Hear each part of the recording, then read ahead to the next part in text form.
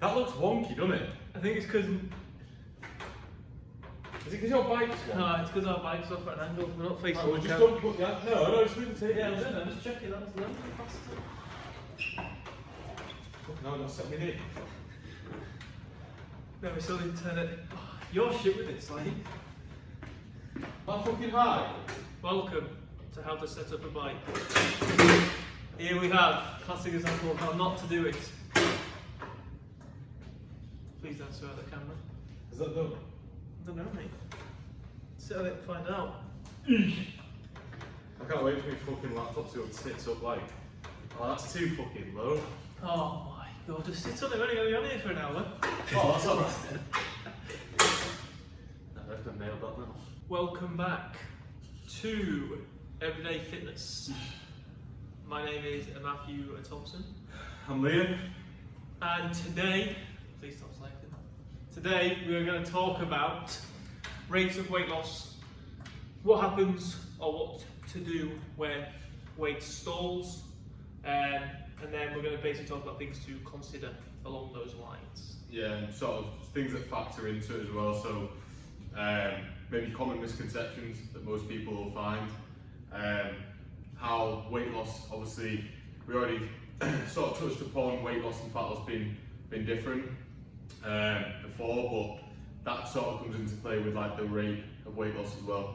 But yeah, like I said, we'll go into that in a bit more depth. So, first and foremost, the biggest question, or not the biggest question, but one of the biggest questions we get is how much weight should I be losing, or how fast should I be losing? So we're going to give a brief overview in terms of what to maybe think about in terms of when you're looking at losing weight. So first and foremost, it's going to depend on the individual. There isn't a right set amount of weight to lose each week. It's going to very much depend on your goal, current situation. So for example, like Liam just touched on there, whether if your goal is weight loss, fat loss will have an impact on how much weight we should be losing. How much muscle mass you have right now will have an impact on how much you're going to lose. And then things such as how much of a deficit you're going to put yourself in. All those things are going to have an impact on how much weight you're going to lose per week. So there isn't a right or wrong amount. However, if we're looking from a health standpoint, which is always should be the first focus, bear in mind that more weight isn't always a good thing. And if you're looking at wanting to go down the fat loss route and just drop body fat and not a lot of other stuff with that, then you may be looking at smaller amounts, maybe sort of 0.5 to 1% of your body weight each week, which will roughly, for most people, work out as sort of 1 to 2 pounds. That might be a good start point. Yeah, like I said, so it's really important to minimise tissue loss if it is fat loss that you're after. Most probably, you maybe think that it's weight loss that you're after, but honestly, it's just the fat that you want to get rid of, which everybody does when they enter a deficit. That is the reason for that. And like Matthew said, 0.5 to 1% body weight per week. So yeah, it's basically going to be around 1 to 2 pounds. Now most people will find that if they only lose a pound, for example, they might be slightly disheartened or something. For example, I know that's happened with a couple of my clients in the past. They've lost 1 to 2 pounds in a week, and it's like, oh, I thought I'd have lost more, for example. But it's important. Obviously, we're both coaches, and we try stay clear of the weight loss route and sort of stay in the lane of fat loss. So we will watch protein intake quite a lot, and really I can't stress that enough how important it is when aiming for fat loss as well. Just to again be as efficient as possible and minimising that tissue loss. So it is important not to look into it too much as I should be losing 3, 4, 5 pounds a week because in essence it's not really what we need. It's not actually as efficient as you may think. I think a lot of people think more weight is better because a lot of diets which, if you haven't seen our fad diet video, go and have a look at it. It is quite a good one. We hold back a little bit. A little bit. But a lot of people have this idea of they need to be losing 4, 5, 6 pounds a week because initially with those diets, that's sort of what they go for, because they want big, fast results early on for you to stick to it, right? And understanding that aiming for that every week, week in, week out, consistently, is just not going to happen. That's unrealistic. However, you've also got to realise that when we're talking about this, when we're talking about this rate of loss, we are talking about this consistently. So we're talking like over 8, 12 weeks where we're going to be continuing losing that amount. So if in the first weeks you do lose 3, 4, even 5 pounds, that might be realistic at the same time, because you've got a whole change of things like water weight and all that jazz. But as the weeks go on, this is what we're talking about mainly. You can't keep expecting that sort of rate of weight loss, because it's probably not going to be what you're actually after in theory. Yeah. If you break it down, if you break it down a little bit further, and say it's fat loss that you're going for, right, and you want to lose 4 pounds in a week of fat, okay, that's 14,000 calories of deficit that you need to find yourself in over that period of 7 days. Now, what's the chances that, say we'll divide that up again, so into 7 days, what's the chances you're in a 2,000 calorie deficit for each day? Minimal, I imagine, unless you're on that Cambridge diet, yeah, the 400 calorie day one. Essentially, it's not going to happen. So, like Matthew said, the first couple of weeks are going to be the most. It's going to be the most notorious for you, sort of noticing maybe a bigger weight drop because of external factors. But like I said, we're looking for consistency more than anything. So most people that are after this 4, 5, 6 pounds a week, typically they've maybe tried fad diets in the past, yeah, or they're trying these ridiculously low calorie restricted diets, and they'll start it for maybe 2 weeks, maybe lose 6, 7 pounds, and then 2 weeks, but then go back and rebound, and that is what we call yo-yo dieting, really. So like what we basically just try to preach, sustainability and consistency with fat loss, basically.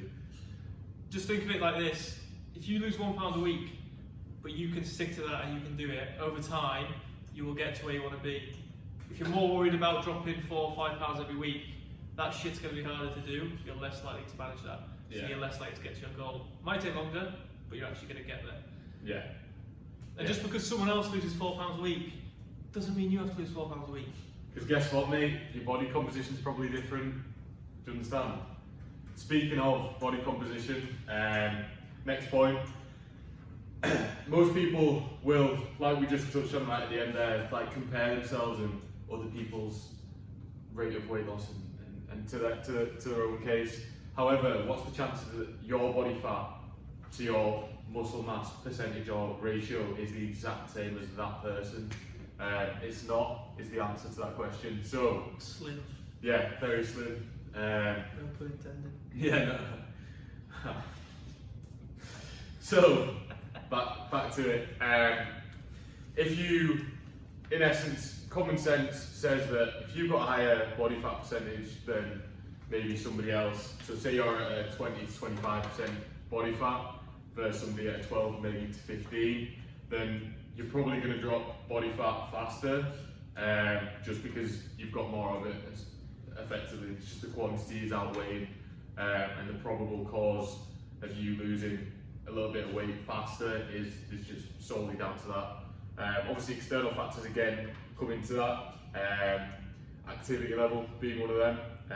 But if you have a higher body fat percentage, for example, and you've never trained and you start coming to the gym maybe even 3 days a week, it's not too much, but you're at like a high enough intensity to start increasing calorie expenditure more than maybe you ever have, then you are going to notice that rate of weight loss a lot more, or it's going to be a lot more prominent in the first few weeks, depending on obviously where your body fat is, and somebody that's going to be a little bit leaner. Yeah, I think you've also got to take into account the leaner you get, the more of a risk you're at with losing tissue, especially if you're not on the ball with everything. So when you do get leaner, you probably do want to slow down those rates of weight loss, because you want to be making sure that it is just body fat that you're losing and nothing else. So when someone has a high percentage body fat, they can probably be a bit more aggressive than someone who is leaner. Yeah. Quickly, just to maybe aid, you may be thinking you're not sure how to sort of control the rate of weight loss when you do get down to being leaner. A couple of ways of sort of tracking it would be ensuring that your protein is at a high enough level. So if you're in a deficit and you start to get leaner and leaner, that's where you're gonna have to make sure you're in that 0.8 grams to 1.2. I'd probably go to about a gram per pound of body weight that you are. And also ensure that the lifts in the gym as well aren't decreasing too much. If anything, they should be staying the same, and you should be trying your best every session as it gets harder to still try to better yourself. Don't just assume that, don't let the placebo come in and think to yourself, oh, I'm on low calories, so I'm going to have to lift a bit lighter, because it's not the case, genuinely. You need to still train with the same intensity that you started with and carry that out. Yeah. Again, it all comes down to controlling the different variables. So managing training volume and all that will come into play. So it can get a little bit complicated, but definitely taking protein up, I would suggest, as you get leaner. Even maybe to that 1.2 mark, just again to make sure we're not losing tissue. But yeah, as you get leaner, there can be a lot of different factors that come into play. And it's just making sure we're doing everything we can to hold on to tissue. One thing I would say as well is, like, when you diet for longer and when you get leaner, things are probably going to feel harder. And like Liam said, a lot of it's going to become a mental battle, and you just don't want to get in that mindset of sort of almost thinking it's harder than it is for yourself, because you're playing it in your head, and then that's going to let other things suffer. You know, in a sense, you don't really have a place to feel sorry for yourself, because that's just going to backfire. Yeah. So before we sort of dive into like the adjustments to make, and maybe regressions that we maybe make, maybe if weight starts to stall, there's a couple other points to make first, and that one we've kind of briefly touched on. Just a bit of sustainability. I know that you hear us preaching about it a lot, and that's genuinely because it's important. Don't say it for the good of our own health. Yeah. It basically how the rate of weight loss is going to differ to these fad diets, so like Slimming World and stuff like that. So we kind of touched on it, but you need to. I just want to drill this point home that it's going to be a lot slower, but it's going to be steady. Yeah. So if you just rush it, like we said earlier, you'll maybe stay on track for maybe 2 weeks, 3 weeks, and you will just rebound, and it'll just happen again and again and again. And these times where it happens again, and you fall off, and it happens again, these are the times where, if you are in a sustainable diet, okay, and you're going week by week, losing 1 to 2 pounds, you're eventually going to get to your goal faster, and it's going to be a lot easier to transition out of that deficit, as opposed to restricting yourself on these ridiculously low calorie diets and going back to eating what you were and then putting that weight back on and then repeating the cycle. So it's important that whatever you take away from this, you understand the main sort of causation and what to do when, and what sort of diet to enter, basically. Don't want to basically just restrict yourself too much. That's kind of where I want to go with that. Okay, so let's assume, after all this chat about rates of weight loss, that you are losing, let's say, a steady amount of weight week to week. So say you're losing 1 to 2, 3, maybe even 3 pounds a week, but all of a sudden things start to slow down. Maybe that rate decreases, or maybe you just find yourself at a sort of plateau where weight's holding. How would you then go about adjusting things to try and re-enter back to that rate, or to make sure things are continuing? So this all comes down to control. Like we just mentioned before, how much weight you're going to lose per week all comes down to the size of the deficit you're in. Trying to hold on to lean mass all comes down to controlling as many variables as we can. So it all comes down to control. So when it comes to adjustments, you're simply looking at how to create that deficit, or the size deficit you need, to make sure that that rate of weight loss continues, right? So you can be looking at either adjusting stuff like food intake or adjusting stuff like expenditure. They're going to be the main two that you're going to look at, okay? So sort of an easy rule of thumb you can go for, if things start to slow down, then you can maybe start looking at adjusting food intake by, say, 150 to 200 calories, or you can maybe do that through expenditure. Again, the choice is going to be to you in terms of what you feel is going to be best. But if you simply just create that slightly bigger deficit each day, that will then, in theory, create that deficit, that bigger deficit, which is then going to make sure that rate of weight loss is creeping back up. Yeah, quickly before we move on to like the numbers and stuff with it, when it comes to deciding whether you want to drop food or increase expenditure through cardio, I would probably just go by what you struggle with the most from day to day. So everybody else struggles when they're in a deficit some days, like some days are hard. If it's you're too tired on some days, then I would probably just not increase expenditure and reduce your food. Similarly, if you are struggling with hunger already and you're plateaued, I wouldn't be dropping food. I would just try get some cardio in and get the expenditure through there, so you can keep your calories at a high enough level so you can get through basically. So again, sustainability. Yeah. The numbers I'm throwing out there are sort of like rough guidelines. Again, it's very individual dependent. How much you're going to need to change things will depend on the individual, like Liam said, depending on those sort of factors. Yeah. So we've got cardio expenditure. A lot less than people think. Yeah. Most people. What's the most common? Yeah. So I'd probably say the treadmill. Yeah. When it comes to cardio, most people think anyway. Bit of context that the only way to lose weight or lose fat, however you want to look at it, is to jump on cardio. Now obviously separate video, that's fine, but resistance training is the way. So cardio is merely a tool for this, and that's what you've got to understand. So don't just come in and neglect any sort of resistance training and assume that doing a half-hour incline walk or even 20 minutes HIIT is going to be sort of sufficient for your fat loss over the long period of time, because it's not, unfortunately. Otherwise, if everybody would be doing it, nobody would be training for fat loss resistance. Yeah, I mean, yeah, so again, it's just making sure comparing weight loss, fat loss. If you want to just lose weight, then sure, you can jump on, you can do cardio because it's calorie expenditure and you lose weight. If you want to lose fat, then resistance training is probably going to be ideal and worth it. But yeah, going back to the point of cardio and calorie expenditure, it's a lot less than people think, simply put. And those machines that you use that apparently track the calories you're burning, They're shite. that's just a rough estimate. It's going to change from person to person. It will depend on your gender, depend on how much muscle mass you have, it will depend on your weight, Yeah. depend on all those things. So it's hard, we can't give you an exact number. You can get rough figures. For example, if you're working at a sort of like 5 to 7 intensity, then you can be looking at like 0.45 calories. That's out of 10, by the way. Yeah, 0.45 calories per 10 minutes per body weight.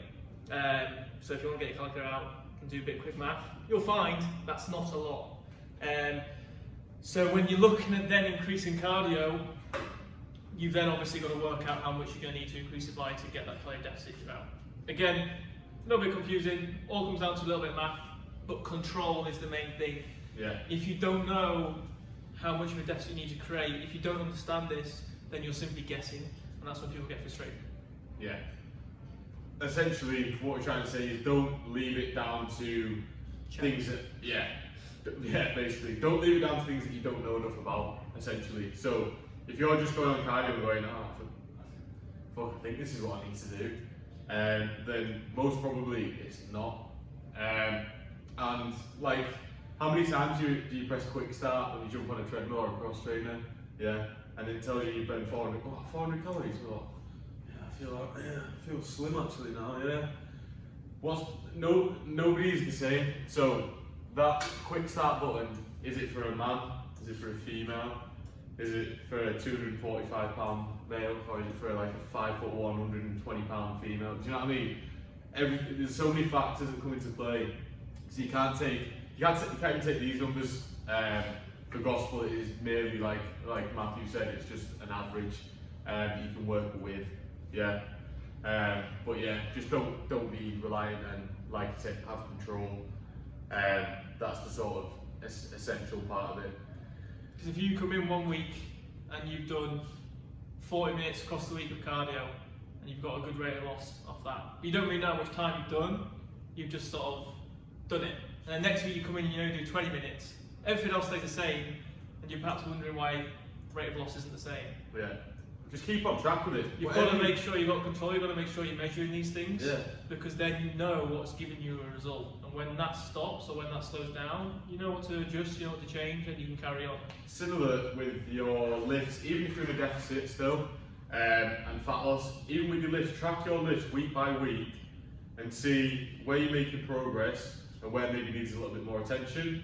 Because obviously, like as I said earlier, as you get leaner and leaner and leaner, and you're in that deficit for a longer period of time, you are going to just be lethargic and you're just going to feel like a noodle. But you need to make sure that your lifts stay consistent and you are trying to still better yourself week on week. And you're not going to be able to do that if you just come into the gym and go, that looks alright, I think, yeah, and then just do a few on there. Then the next week you fuck that one off because you didn't like it last week. Or you saw an influencer, so you followed their workout, Yeah. and then decided that bit. And then ended up. I'm gonna get triggered. Ended up like ripping a lat because you followed one of these Gymshark athletes. But yeah, essentially, just keep on track, basically, and if you can measure it, do it, basically. There's no real excuse.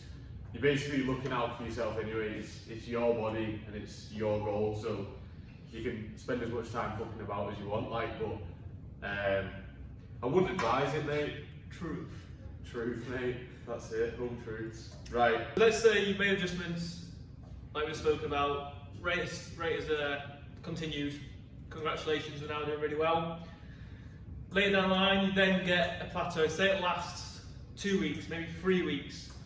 And then you're going to be looking at other factors. So say we're really tired. Say a big factor for this is how long you're going to be in diet for. So let's say you've been dieting for like 15 weeks. You're now really tired, hunger is sky high, performance is terrible, to say the least. Yeah. You've probably gone a little bit too far at that point, but you get my idea, I'm just exaggerating things. You basically feel like shit, everything's plateaued.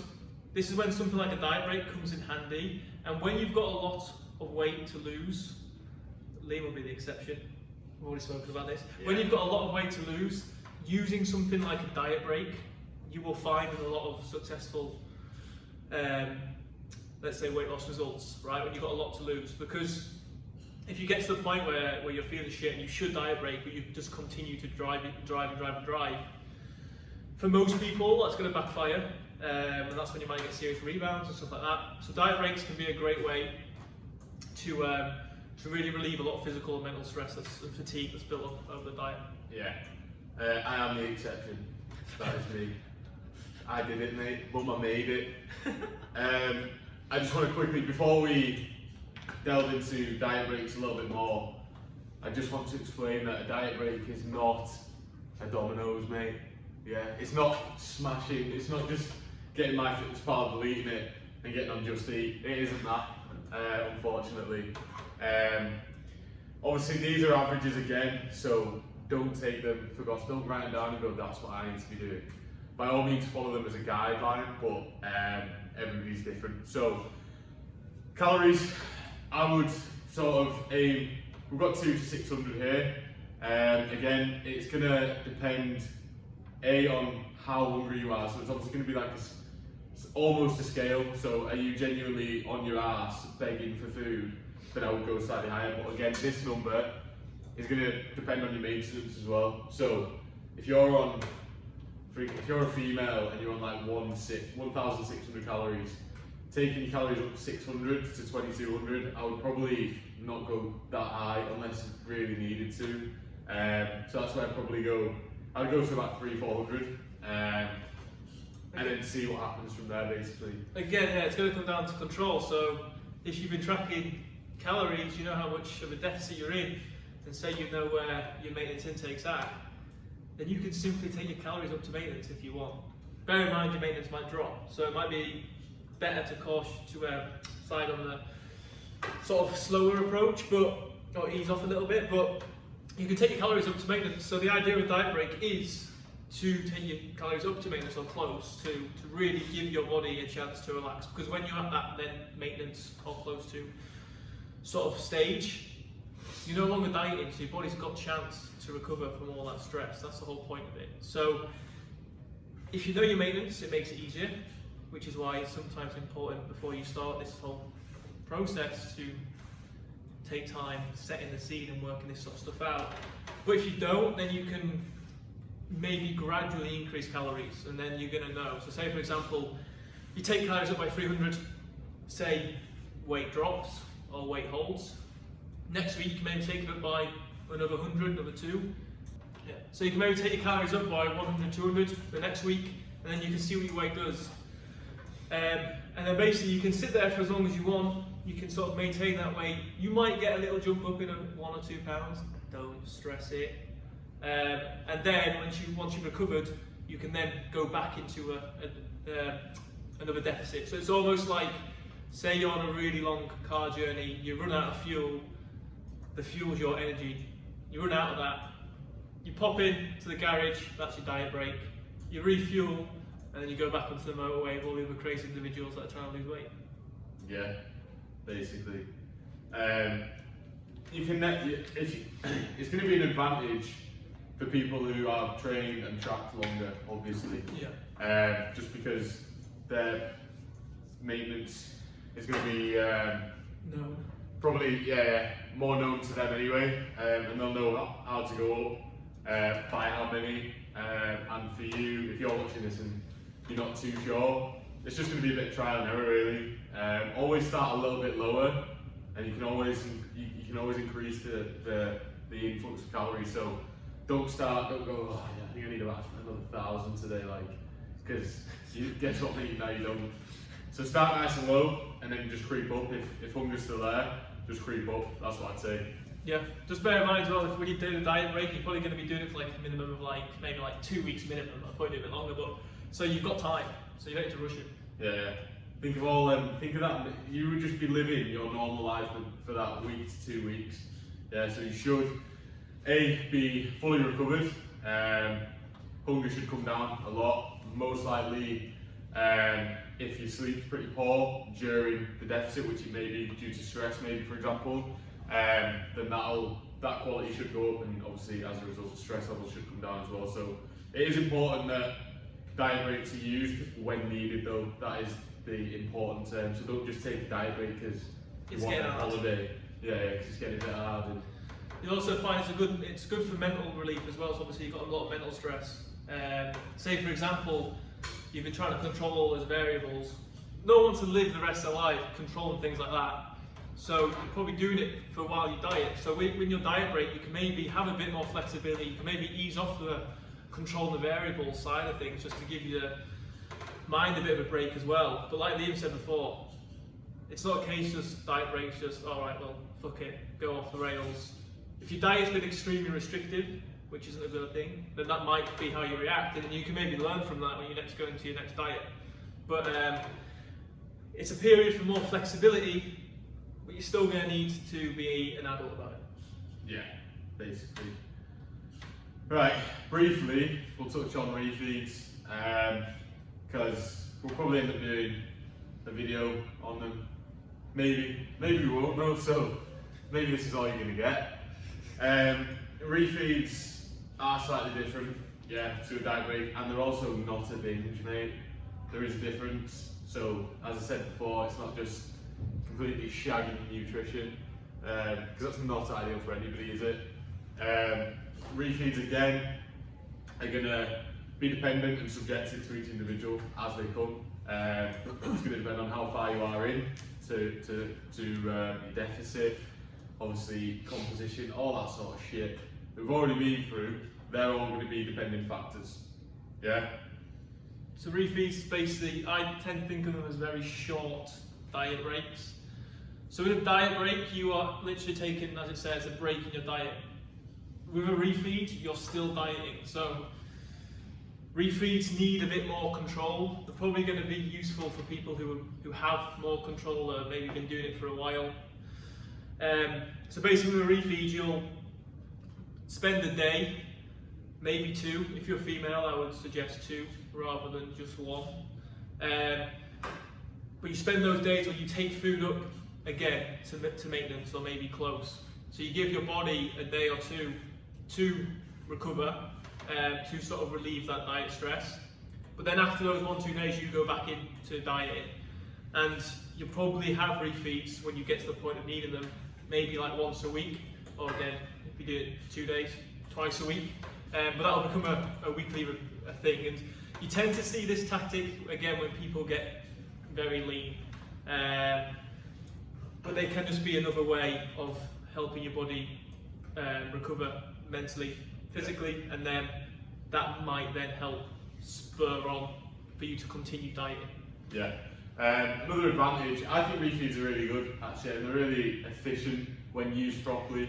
And for most people they are necessary when it gets to sort of like the nitty gritty and they're really struggling. I also think they're an advantage specifically for motivation as well, because if you know, for example, if you're planning your refeeds, right, which some people will, not everybody will, but some people will, if you know that you've got sort of an influx of calories or you're hopping back up to maintenance for the day, then that'll maybe help get you through your week of dieting, knowing that sort of thing, that can like basically spur you on to sort of get where you need to be, because you know that you've got this coming, you know that you're going to be alright essentially. It's light at the end of the tunnel, mate. But yeah, I think that's kind of it for refeeds. Again, it's just basically a diet break, but just for a short period of time, and that's why you need to be a bit more accurate with them, just because it's for a short period. Like if you're on a diet break for 2 weeks, like some people will be, that's a long time, and it's kind of like, it is like a holiday. Like it's just, you can chill out for 2 weeks and eat what you want, but within your calories. So if your maintenance is like 3,000, which some people's will be, then you're kind of laughing. But if you've only got 1 day, that needs to be planned accordingly, and you need to watch specifically what you're eating. I'd also try and be as clever as possible with the calories that you have. So cravings and shit can come into that as well. So if you crave carbs and you love bread, mate, because you're an absolute duck, then I would bring that in. If that's something that you've not been able to have, and that's something that you want, I would bring that in. Obviously, ensure that it's fitting your calories still. You'll still be tracking. It doesn't mean that you don't track, by the way. You don't not track, that still happens. But make sure that you're bringing in the things that maybe you aren't used to having, that you would like, stuff like that basically. It's common sense really when you think about it. Don't have a refeed and bring shitloads of rice in when your favourite carb source is potato, mate. Do you know what I mean? Have something that you like. Common misconceptions as well, briefly, we've kind of discussed some of them. Main one being the higher rate of loss being ideal. It's not ideal, because come back in like 4 weeks, I bet you're at square one again. There's no chance that it's being a sustainable, long-term, efficient, accountable plan. There's no way it is. So we don't even need to touch on that really. And then obviously, most people think that, or assume that their weight is plateaued for a certain reason, but there are things that can maybe be misconcepted with it, and one of them is, for me, miscalculation of calories. Now, some people will just be pure knobheads and complete helmets, and they won't be tracking properly on purpose, and that is probably due to poor accountability. And on the other spectrum, there will be people miscalculating calories just because they're not sort of as prompt with it. Maybe they struggle with the fundamentals of how to track specific things. Maybe they're a bit naive when it comes to what to track. You should be tracking everything, whatever you're eating, whatever you're consuming. Yeah, if it's got calories, it gets tracked. And as soon as you've nipped that one in the bud, if you're accountable for that, that's one ticked off. You can go, right, well, it's not my calories, because I know that I'm tracking them, and that's spot on. Yeah. Yeah, again, said it 3 or 4 times now. It comes down to control. If you're inaccurate with tracking how many calories you're having, if that changes, then it's maybe not a fact that adjustments need to be made. It's maybe a fact that you just need to be honest and take responsibility and be like, you know what, actually, I haven't been following the set targets. So then you need to make sure you're doing that. Again, like I was talking about with cardio, if 1 week you're coming in doing X amount, next week you're coming in doing Y, and it's not the same, you've got no control, things are changing that you don't know why they're changing. So it's all about, same with calories, it's all about having that control. I think the other one's probably water weight. Yeah, that's what I've got. So sometimes weight can hold, which is why sometimes, by the way, if your weight doesn't move, it's an idea to give it 2 weeks, not necessarily always just 1. Yeah. Because sometimes especially if you're, say, people don't like to measure themselves every day, or weigh themselves every day, which is fine. Say you weigh yourself once a week though, you might just, on that occasion, that week when you weigh in, for whatever reason, there's a number of reasons why it can happen, be holding water, be having a fluctuating water weight, and you might think, shit, weight hasn't dropped. It's not actually the fact that you maybe still have lost body weight, it's maybe now just holding more water. And this is especially true for females. The females that are on normal menstrual cycle, you've got to compare it from month to month, not week to week. So again, you've got to be careful not to just jump to conclusions and be making changes when you might not actually need it. Yeah. Again, that comes with trial and error, comes with knowledge, experience. So for me, tracking weight daily is a fantastic way of progression for me, but the issue with it is that if you have to weigh yourself every day and you already get disheartened that you've not lost X amount of pounds in a week, then this is going to be catastrophic for you, because fluctuations is a thing. It is not going to go down in a nice linear fashion for you. Unfortunately, otherwise the world would be at peace, wouldn't it? You need to remember, so like Matthew just said, if you are weighing yourself week on week, right?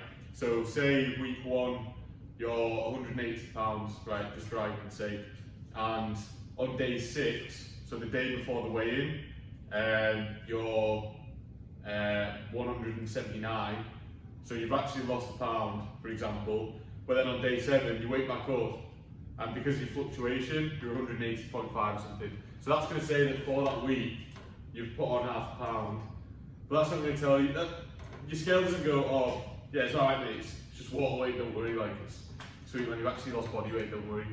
It's not going to do that. So, don't sort of read into it too much. I wouldn't start to panic if it's just 1 week. Like I said, 2 weeks is just going to be a bit more reliable and a bit more accurate. Yeah.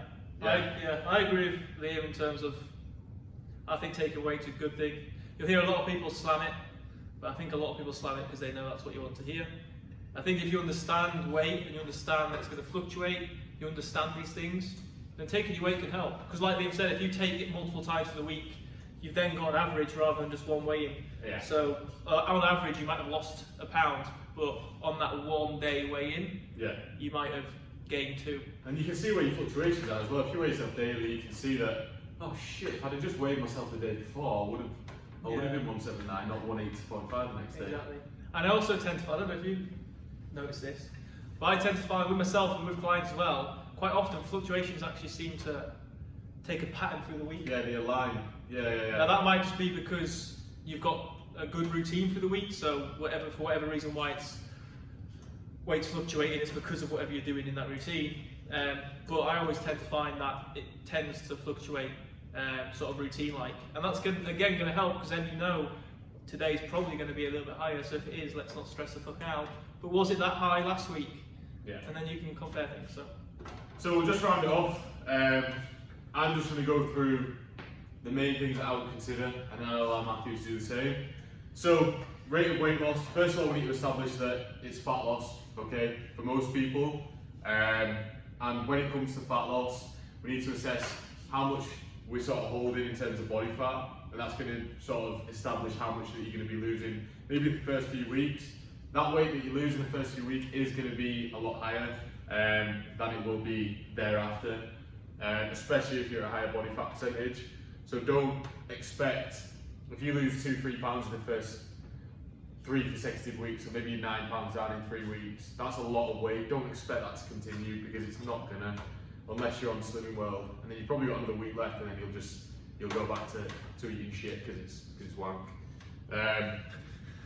Obviously, increasing and decreasing sort of certain things, so adjustments and regressions when it comes to weight plateaus.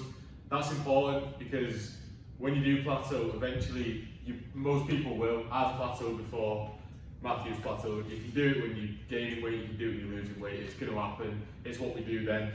That's important.